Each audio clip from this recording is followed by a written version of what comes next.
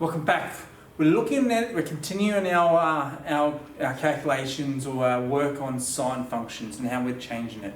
The last lesson we looked at was changing the amplitude. And we looked at when we change the amplitude, we're changing the value of this a function. And that gave us a vertical dilation in terms of the graph. It didn't change your x-intercept, it didn't change your period. This time we are changing the period. So we're dilating, but we're going to say we're horizontally dilating the graph by changing the period. Now generally, the period is 2 pi. In an equation, and we're looking at the sine equation, this would be for sine, cosine and tan, the b value affects the period. And the way that we calculate period, so how we calculate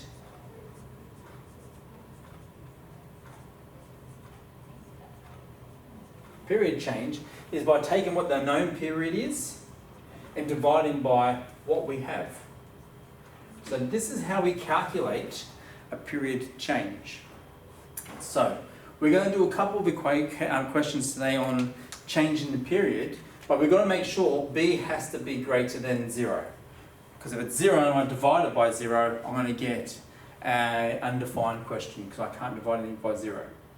So what I've got on here right now is we've got the general formula y equals a sine bx, where a and b are both equal to 1.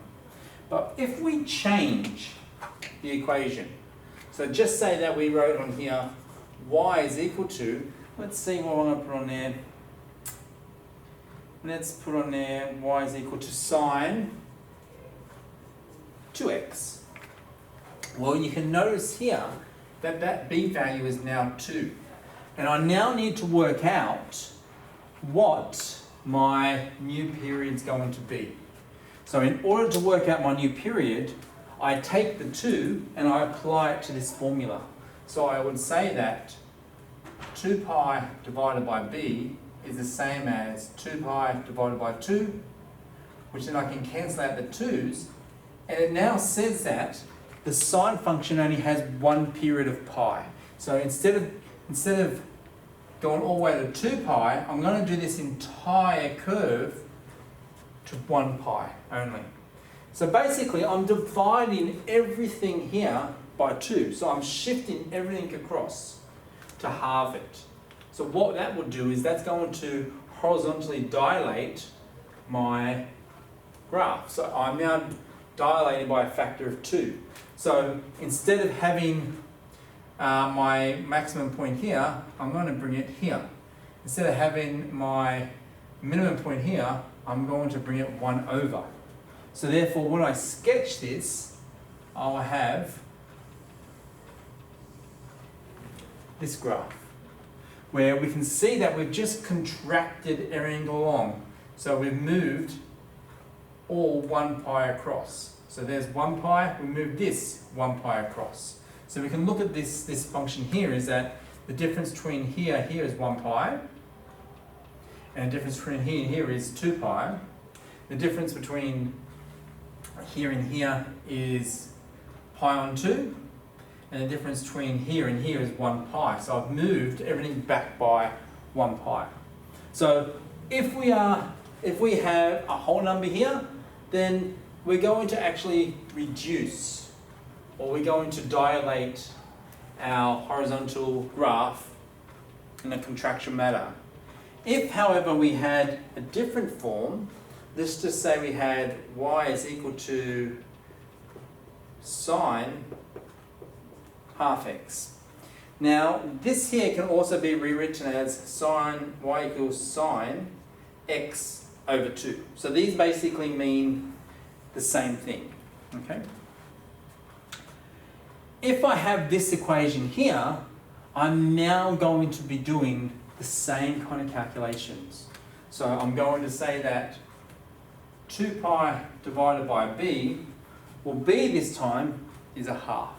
So I'll have 2 pi divided by a half. Now I know that when we're dividing by a fraction, we take the reciprocal and we times it. So therefore, this here is the same as 2 pi times 2 over 1, which is equal to 4 pi.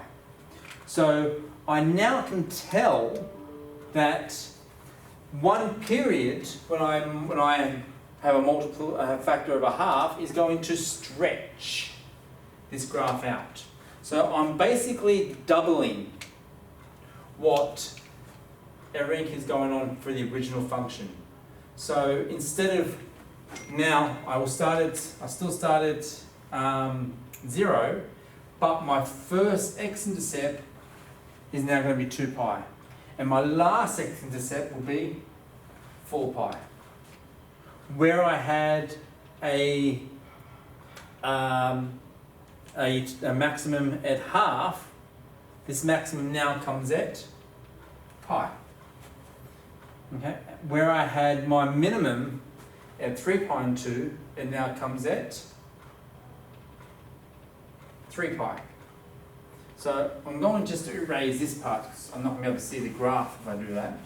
If I sketch this now, I'm coming up through the pi, I'm coming down to where 3 pi would be and back up. So this equation here, y is equal to sine half x, or y is equal to sine x over 2, gives me that graph because I'm now multiplying by a fraction. So if I'm multiplying by a fraction, I'm basically doubling what's happening here. So the key thing, remember here, when it comes to changing the period, the formula here is 2b period is equal to 2 pi on b. If b is greater than 0, then we're going to contract the graph. If we have something between less than 0 to b which is less than 1, so in case where we have the half, we're going to expand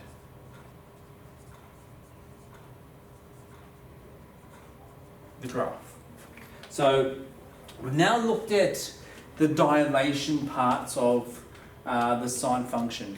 We've dilated horizontally by looking at the dilation of changing the amplitude, and now we've looked at dilation horizontally by changing the period. The next couple of videos we can look at is changing or translating the graphs by changing certain functions. But before we get to this here, when we change, when we dilate, so when we change or dilate period, what do we notice? Well, we notice that the x-intercepts change.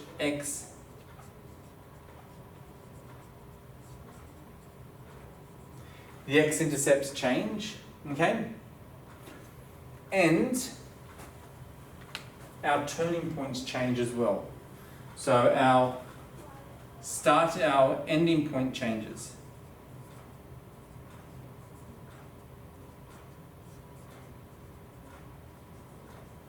Okay, and the last thing that changes will be our maximum